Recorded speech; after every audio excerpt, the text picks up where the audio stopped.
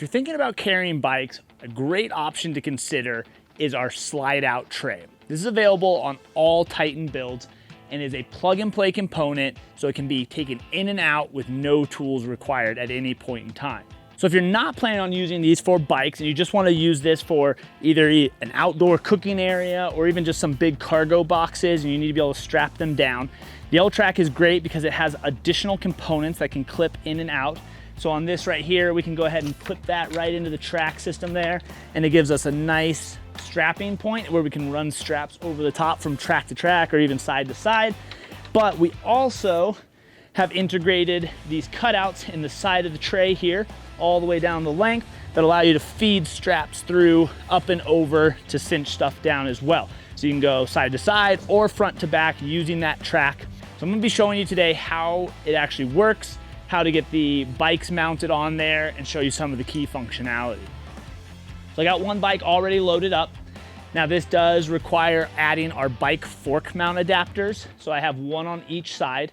These fork mount adapters can work without the tray, and they'll integrate directly with the L-Track that's integrated into the floor. Every single Titan van model has L-Track in the floor, in the back of the van, in what we call the cargo area. So these are compatible with that, but if you have other ones you like to use, you might want to consider those too. But I highly recommend these, and we will show you why. All right, so if we come up close on this, get this bike out of the way. Right here on these fork mount adapters, they have a star knob that allows you to take them in and out.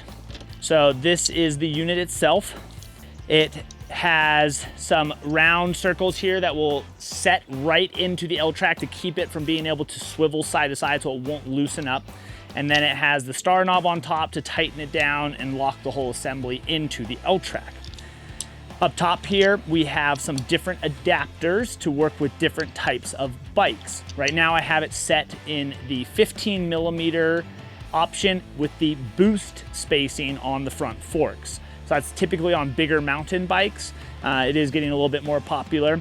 But if you don't have the boost spacing, don't worry. You just flip these around and you'll notice that this one is a lot shorter than the other one. And we flip the other one and we're now down to a regular spacing on that front fork. Now, if you're not doing mountain bikes, if you have a gravel bike or some more of the modern road bikes, there's also a 12mm through adapter. So we can slide those on. And if you're using just a regular road bike that has a skewer style on the wheel, then we can go ahead and take this off, slide it through, and this will hold the forks on since the skewer on those road bikes actually stays with it. So you slide this guy through, lock it down, and there is a little spacer that goes in that will make this even a little bit tighter if you want. I've found that it works well with or without, but it's up to you. You can slide that little spacer in. That will keep this from having any play. But you get the idea. That will allow you to go ahead and slide the forks down over the top on that road bike, lock it down, and you're good to go. Okay, I'm gonna switch this back here to my 15mm boost spacing. And so how this goes into the L-Track, you're gonna wanna just slide that gold fitting onto inside one of the scallops there on the L-Track. Make sure that those little round feet are locked in so this thing can't move, and then go ahead and just tighten down the knob. Nice and snug, you don't have to go crazy tight, but those little round parts make this thing super, super strong so it's not gonna loosen up as you're going down the road. We're gonna go ahead, you do have to pop off your front tire, your wheel, excuse me. So we'll go ahead and loosen this guy up. Pop this off. You're gonna reuse this to mount the bike. So go ahead and just take the wheel set it off to the side. Okay. We'll take the bike, get the back wheel up, roll it on back. And then we'll bring our forks down right onto our mounts here. Slide our axle in and tighten it up.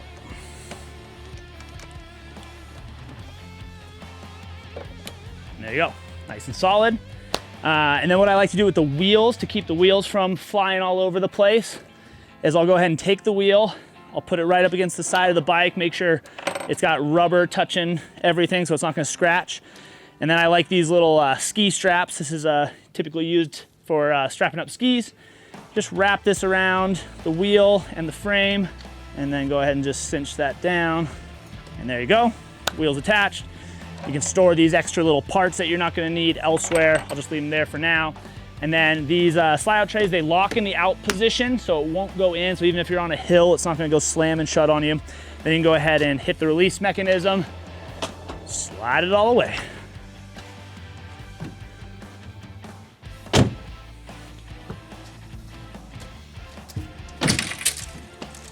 There you go.